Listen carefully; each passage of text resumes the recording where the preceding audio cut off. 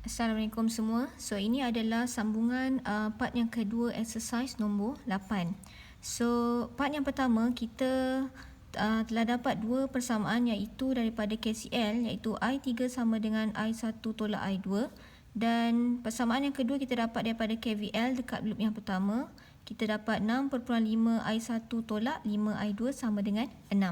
So sambungan kepada ini kita akan buat KVL dekat loop yang kedua pula. So, kita buat KVL at loop yang kedua. Okey. So, loop yang kedua ini kalau kita tengok ada 3 elemen iaitu 5 ohm, 2 ohm dan 4.5 volt.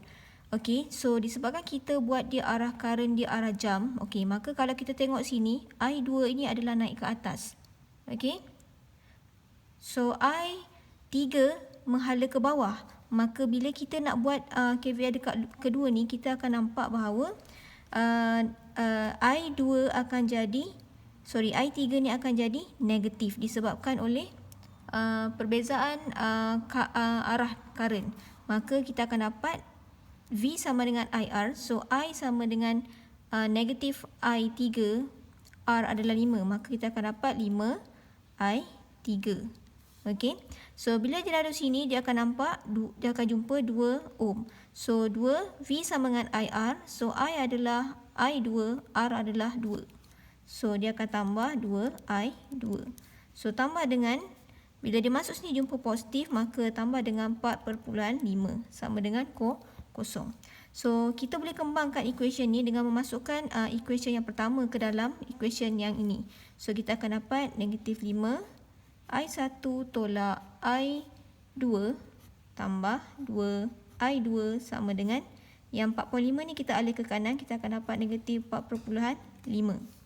Okey, so kita permudahkan dia, negatif 5 I1 tambah, okey, tambah negatif darab negatif tambah 5 I2 tambah 2 I2 akan dapat negatif 4.5.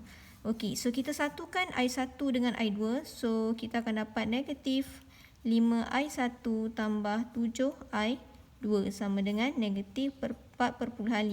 So, ini akan jadi persamaan yang ketiga. Okey, so kalau kita tengok sekarang, kita dah ada dua equation. Okey, equation yang kedua dengan equation yang ketiga ni kita perlu selesaikan untuk mendapatkan jawapan I1 dengan I2 berapa. Okey, so ada banyak kaedah. Kaedah pertama you boleh guna kaedah penghapusan ataupun you boleh guna kaedah persamaan serentak. So tapi saya nak ajar you guna kaedah yang lebih mudah iaitu dengan menggunakan kalkulator. Okey, so kaedah ni kita panggil dia sebagai kita akan menggunakan hukum Cramer. Okey, kita panggil dia hukum Cramer. Maka kita kena transform bentuk kedua-dua equation ini ke dalam bentuk matrix. Maka dalam bentuk matrix in matrix form, rupa dia akan jadi macam ni. Because of kita ada dua unknown I1 dengan I2, maka dia akan jadi 2 kali 2 matrix. Okey, so kita akan letakkan dia dalam bentuk macam ini. Okey, so baris yang atas ini adalah untuk equation yang pertama iaitu equation yang kedua ni lah. So kita masuk 6.5 I1. 6.5 I1. I1 tak perlu tulis lah. So dia sebenarnya ada kat sini I1 tu. Kemudian negatif 5 kita tulis sebelah dia. Negatif 5 I2. So ini adalah baris untuk I1. Ini adalah untuk I2. Okey. So jawapannya adalah 6. Kita tulis 6. Okey. So untuk equation yang nombor 2. Yang 2 ini negatif 5 I1. Sebab ini baris I1. Kita masukkan negatif 5. Yang ini 7. Kita letak 7. Yang ini because of I1 dengan I2 yang kita nak cari. Kemudian negatif 4.5. Okey. Saya akan ajar cara mendapatkan ini menggunakan kaedah matrix. Cara mendapatkan jawapan menggunakan kalkulator. Saya akan tunjuk dekat video yang lain. Okey, so at the end you akan dapat jawapan dia I1 sama dengan 0.951 ampere. Ataupun kalau kita tukar unit dalam miliampere, kita akan dapat 951.2 miliampere. Okey, so I2 akan dapat 0.037 ampere atau dalam miliampere 36.5 miliampere. So ini jawapan ini memang straight away boleh dapat daripada kalkulator. So bila dah dapat I1 dengan I2, kita ada satu lagi unknown iaitu I3. I3, kita tahu I3 sama dengan I1 tolak I2. Okey. Maka I1 adalah 0.951. Kita just masukkan nilai saja.